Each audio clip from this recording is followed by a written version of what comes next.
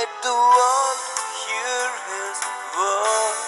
மிகவும் சந்தோஷமாய் நான் உங்கள் ஆத்துமாக்களுக்காக செலவு பண்ணப்படவும் விரும்புகிறேன். 2 கொரிந்தியர் 12வது அதிகாரம் 15வது வசனம். எரிக் லிட்டல் என்பவர் ஸ்காட்லாந்து தேசத்தைச் சேர்ந்த மிஷனரி தம்பதியினருக்கு சீன தேசத்திலே பிறந்தவர். அவர் படிப்பிற்காக லண்டன் சென்றார். படிக்கும்போது மிகச்சிறந்த ஓட்டப்பந்தய வீரராக விளங்கினார். அவர் ஸ்காட்லாந்து தேசத்திலேயே மிக வேகமான ஓட்டப்பந்தய வீரராக அறியப்பட்டார். 1924ஆம் ஆண்டு நடந்த கோடை ஒலிம்பிக் போட்டியில் 100 மீட்டர் ஓட்டப்பந்தயம் ஞாயிற்றுக்கிழமை வந்ததால் எரிக் ஓட மறுத்துவிட்டார். ரசிகர்கள் அனைவரும் ஏமாற்றமடைந்தனர். ஆனால் வார நாட்களில் நடைபெற்ற 400 மீட்டர் ஓட்டப்பந்தயத்தில் ஓடி உலக சாதனையை முறியடித்தார். 1925ஆம் ஆண்டு தன்னுடைய தாய் தகப்பனைப் போலவே இயேசுவுக்காக மிஷனரி பணி செய்ய சீன தேசத்துக்கு கிளம்பி சென்றார். ஓட்டப்பந்தயத்தில் தனக்கு கிடைத்த பேர், புகழ் அனைத்தையும் இயேசுவுக்காக துறக்க தீர்மானித்தார். சீன தேசத்துக்கு சென்றவுடன் அவர் ஒரு ஆங்கிலோ சைனீஸ் பள்ளிக்கூடத்திலே வேலை செய்தார்.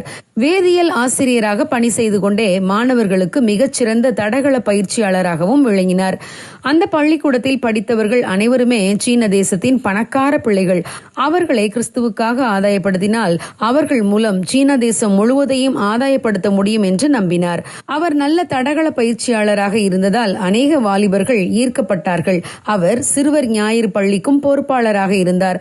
அநேகரை தம்முடைய ஓட்டப்பந்தய திறமையாலும் ஊழியத்தாலும் இயேசுவண்டை வழி நடத்தினார். பிரியமானவர்களே, இயேசு கிறிஸ்துவுக்காக தியாகம் செய்து தங்கள் வாலிபத்தை ஊழியத்தில் செலவிடும் வாலிபர்கள் இயேசுவுக்கு தேவை. எஸ்ரா, நெகேமியா போன்ற வாலிபர்கள் பாபிலோனின் சிறையிருப்பிலிருந்து திரும்பி மீண்டும் எருசலேம் வந்தபோது ஜனங்களை தேவனிடம் வழி நடத்தினார்கள். ராஜாவிடம் தங்களுக்கு இருந்த செல்வாக்கை பயன்படுத்தி எருசலேமில் இடிந்து போன அலங்கத்தையும் சுட்டரிக்கப்பட்ட ஆலயத்தையும் மீண்டும் எடுப்பித்து கட்டினார்கள்.